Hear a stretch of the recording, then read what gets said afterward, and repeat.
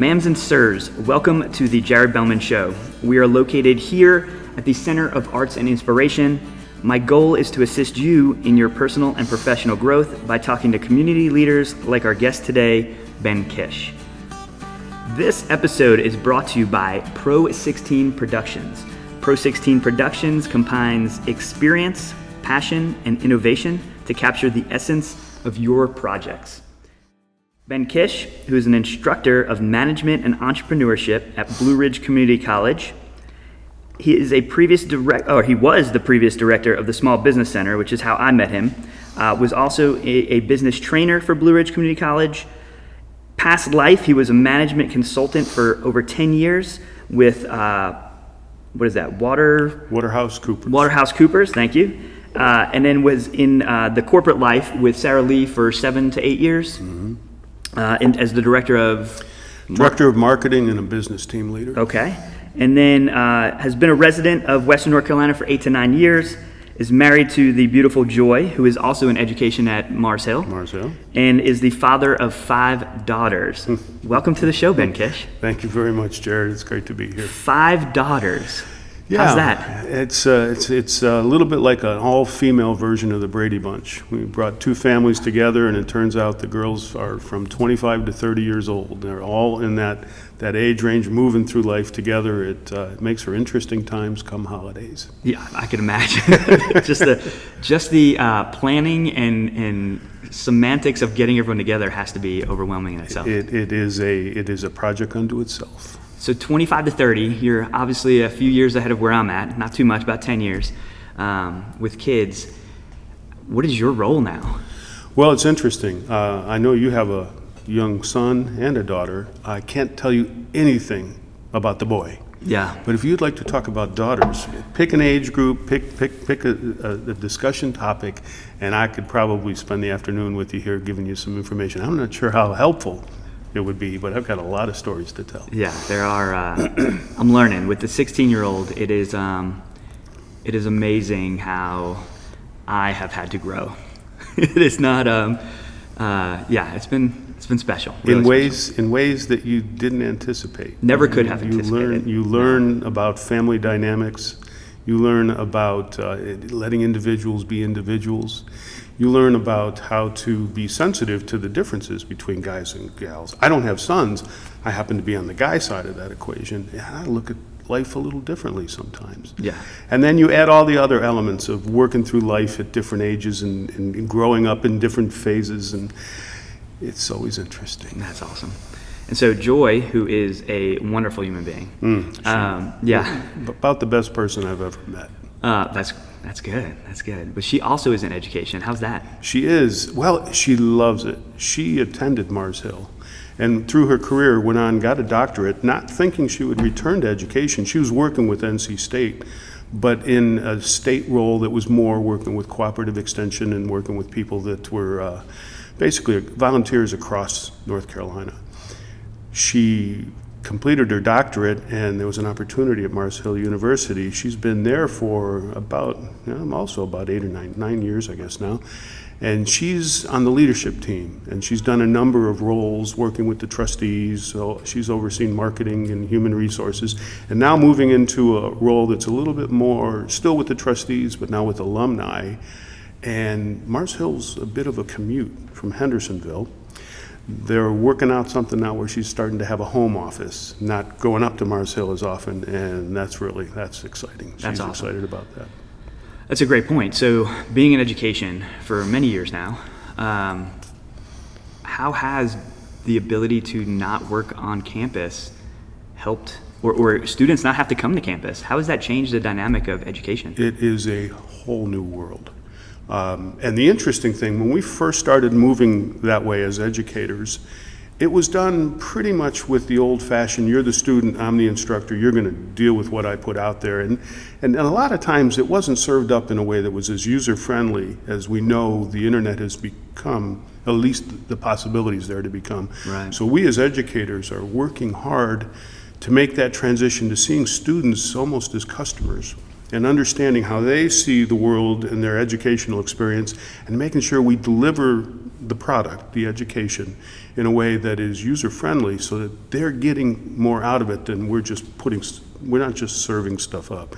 And we're working really hard at it. Blue Ridge is taking it on. It's one of our main strategic goals. In fact, this afternoon, I'm going through a class myself that's continuing to help us with learning how to deliver information, education online, because that's the way the world is moving. It really is. And you see more and more business leaders, entrepreneurs, usually the loudest voice, not necessarily the best voice, saying that, don't go to college.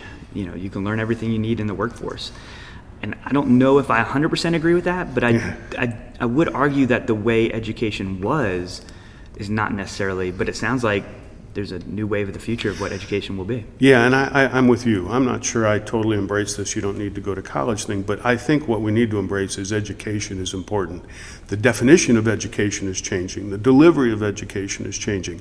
The idea of education not being important, I'm not there.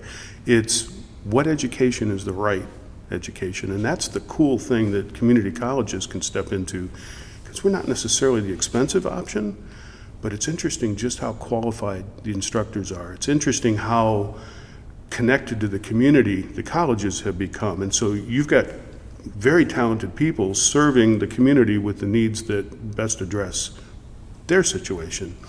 And it's done in a way, it's not a money thing. It's really a lot of us are doing it because we really enjoy giving back, and it's kind of a cool thing to get to do as you move through your career. Yeah, and that's how I was basically introduced to Blue Ridge Community College, was through you.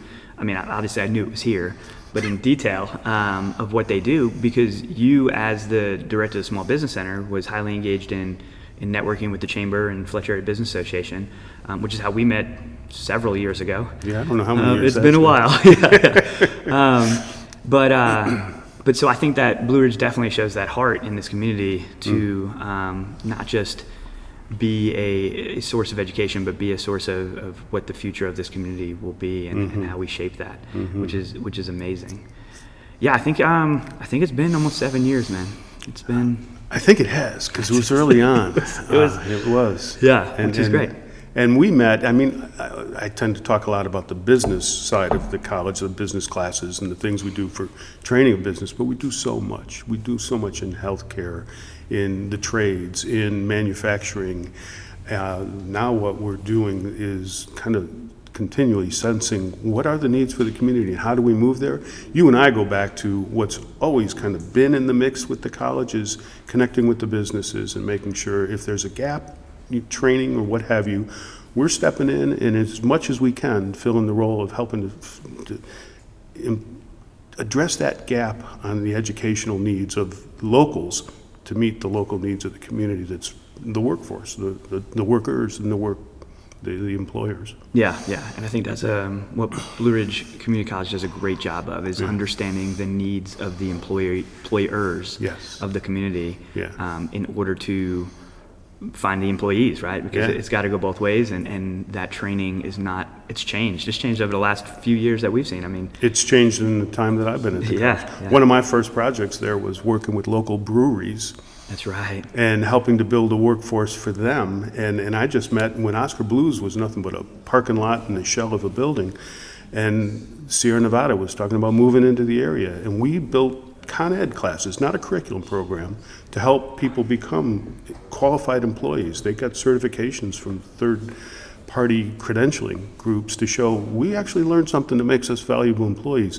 And from there, that's turned into a curriculum program across the state. Yeah, which is well known. And definitely supplying brewmasters and all kinds of employees too. That wasn't there 10 years ago, and it's a big part of what we do now. That's awesome.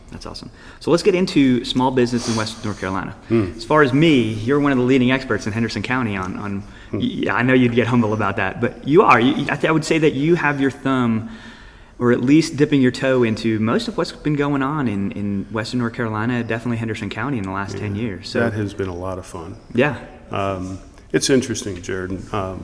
Talk a little bit about this from time to time. I've lived in several different places. I lived in communities that were very pro-business, pro-employers, if you will. Cleveland, Ohio, Atlanta, Georgia, Winston-Salem, North Carolina. This area, Western North Carolina, Henderson County and Transylvania County is a lot of my emphasis because that's what the college focuses on. But we also creep into Buncombe County just because there's so many overlapping circles. This is one of the best places for small businesses that I've ever seen. It's incredible. And it's due to a number of things. I can't put my finger on any one particular thing, but I will tell you the people that are here are so, the people that are working in the small businesses and own the small business, people like yourself, they are very open to adapting to change. They're very open to working with others, collaborating, getting the best out of the community by working together that I've really ever seen. And it's that working together and then the supporting agencies like the Fletcher Business Association, the chambers, the partnership, and there's more. I mean, the small business centers, the small business administration, the technology development centers.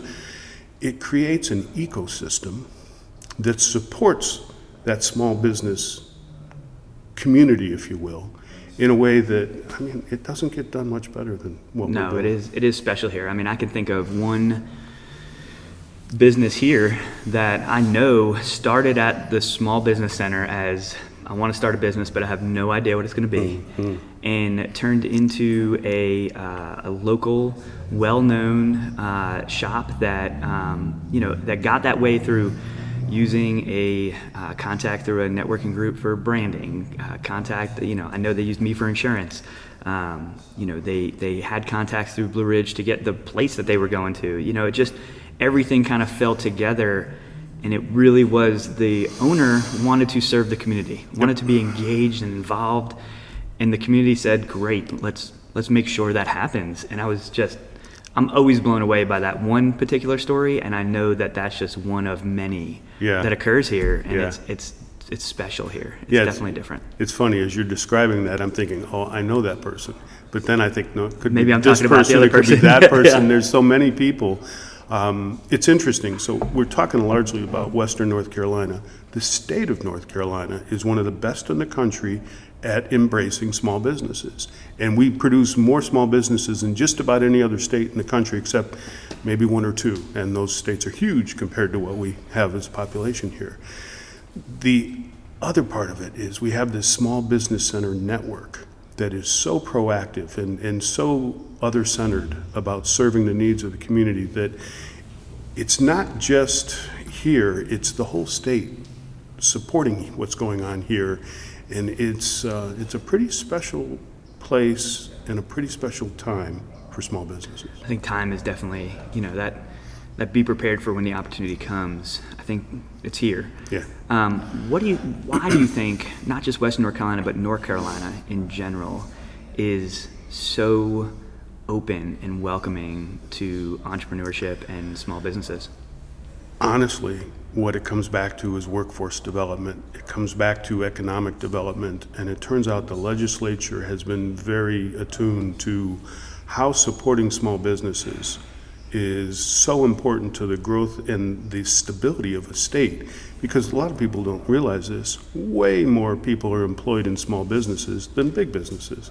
And when we say business, everybody tends to think of those names that the big, large corporations.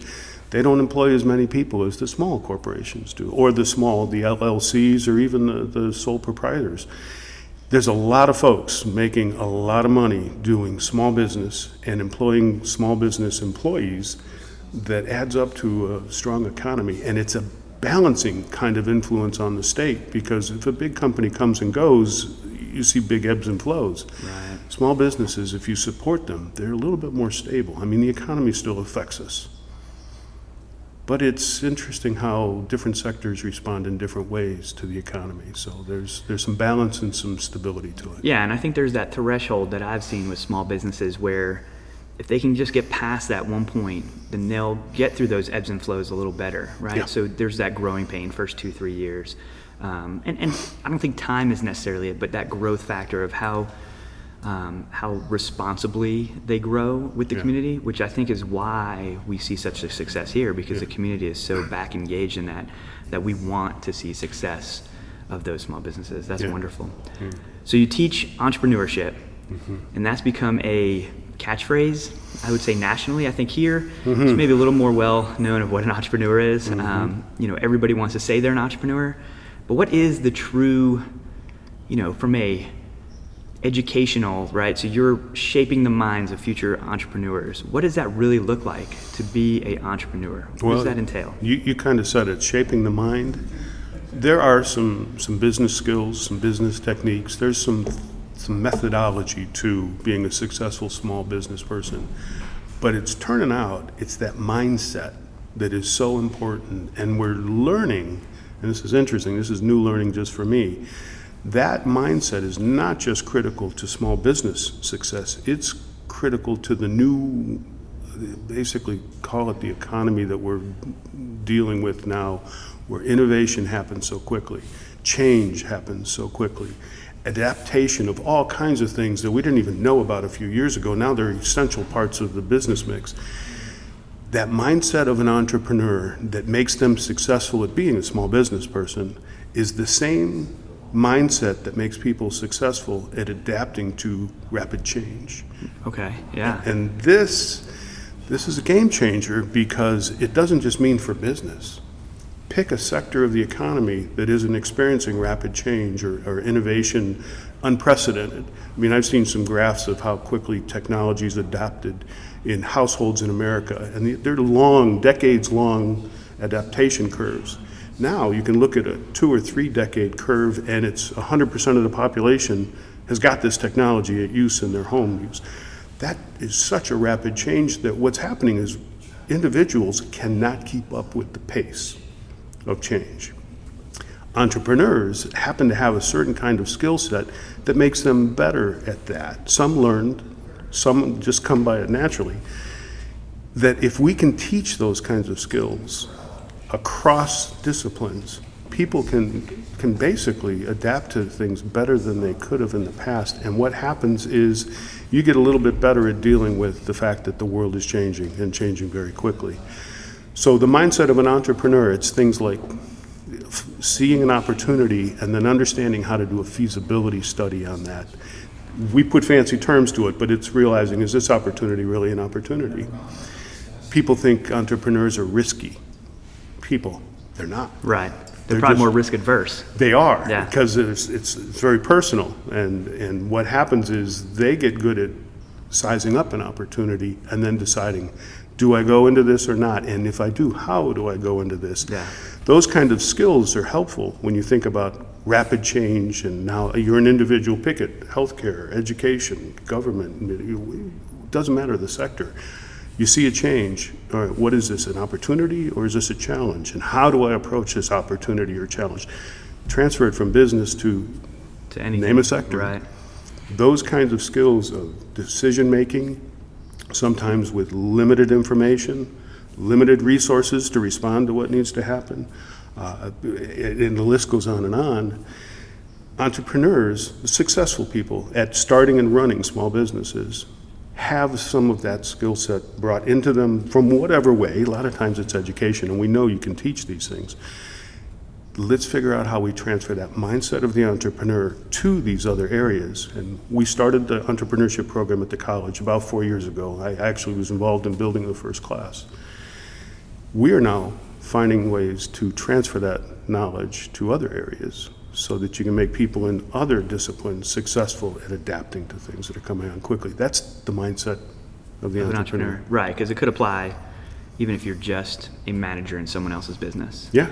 Or, you can just take on that leadership role. Yeah.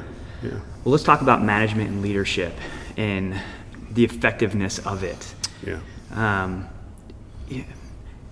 It's not a well-taught tool. Maybe that's changing. I hope it is.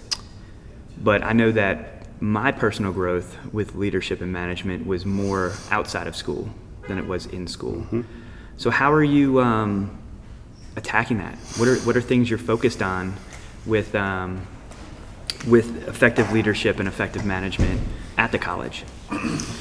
Well, much like you described your path, and I know you've been leading in several different capacities in the community, we know that leadership generally is taught, not you don't come to it from birth. A lot of times you have surroundings and circumstances that help with developing those skills. I was very fortunate when I was at Sara Lee. I was part of their succession plan. Sara Lee, back when I was there, had 125 divisions, which meant they needed 125 presidents. Yeah. Which meant they needed a feeder system, and that was what they called their succession plan. And I was in that for the part of the business that I worked in, and I had some really good training on what does it mean to be a leader. We have started teaching leadership classes at Blue Ridge. And the cool thing, again, is it doesn't just have to be a business conversation. And starting in the fall, the emergency services, the law enforcement crew will start taking leadership classes. It's not a degree, it's a certificate or a diploma, things you tack onto your degree to teach you how to acquire and apply leadership skills in whatever discipline. So again, it's kind of like the conversation with entrepreneurship. We just started building. In fact, we introduced our first classes this past fall. Very small group, but like the entrepreneurship program, it was a very small group, which now has a lot of students in it. Yeah.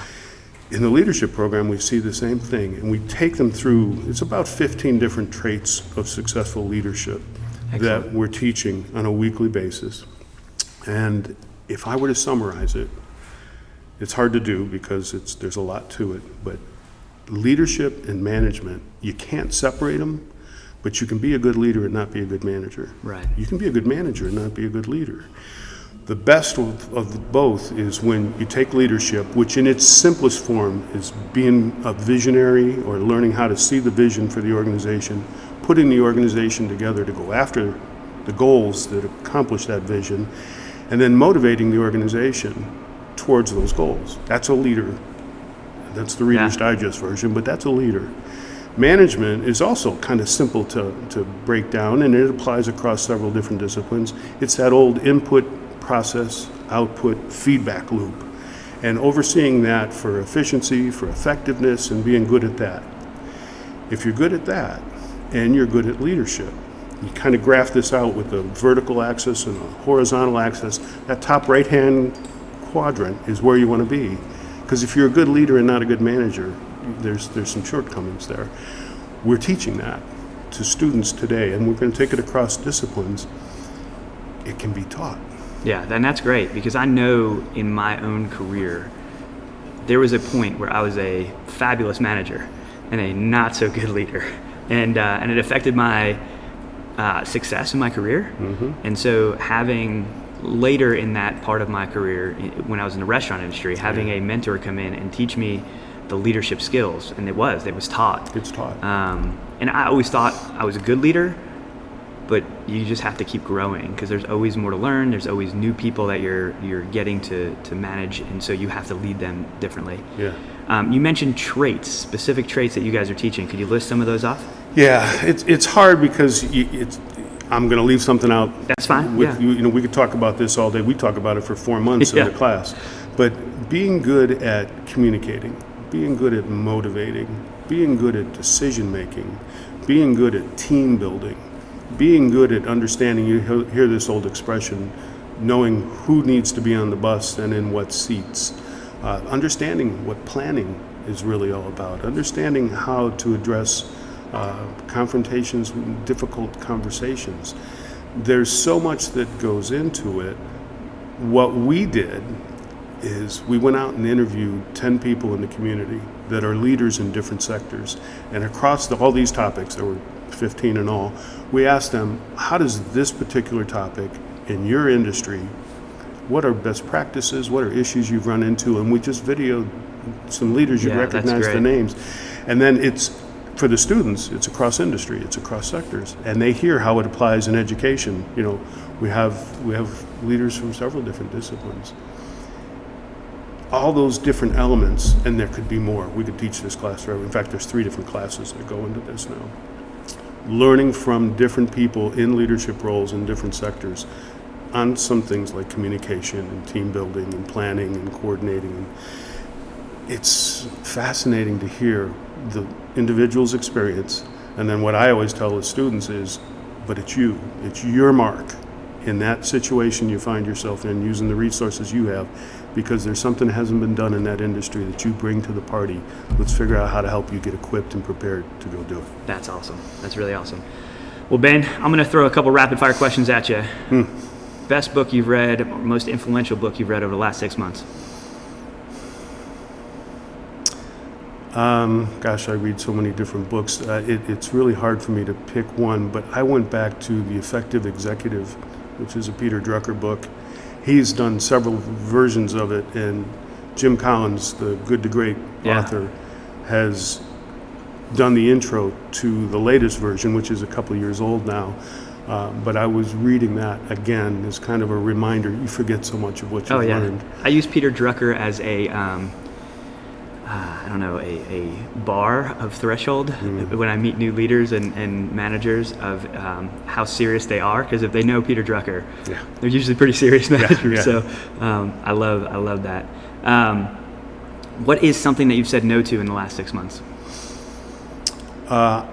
The neat thing about my job is I get invited to help out in a lot of places in the community because I'm involved in so many different things, and I serve on the board of Habitat for Humanity, and I'm actually in a board chair role right now. It takes a lot of time when you do some of these things, in addition to the things we do with family and professionally. I've said no to a couple invitations to be involved in important places, in important roles that you'd like to do, but I can't do everything I've been asked to. So I won't mention who it was, but I was asked to be involved in a board setting, and maybe there'll be another time when I can say yes, but right now I had to say no just because I know I wouldn't be as effective. That's great. That's great. Well, tell us how we can get a hold of you if someone has more questions or wants more information on Blue Ridge Community College. It's real simple. BlueRidge.edu is the website for the college, and my information is inside that website somewhere. If you put my name in, it'll come up. But my email is b_kish@blueridge.edu, and I would look forward to talking with folks in the community, because who knows, you may end up on one of my videos or one of my instructional, invitational sessions where we're bringing people in from the community all the time now to the college. It's very cool. Reach out to me. I'd be glad to help. I might ask you to help back. Yeah, not a problem. Very cool. Well, thanks for being with us today, Ben. We really appreciate your time. Thanks, Jared. Appreciate what you do. Thank you. Thank you for watching the Jared Bellmund Show. Be sure to hit subscribe, ring the bell for future notifications, and check out the description for more information.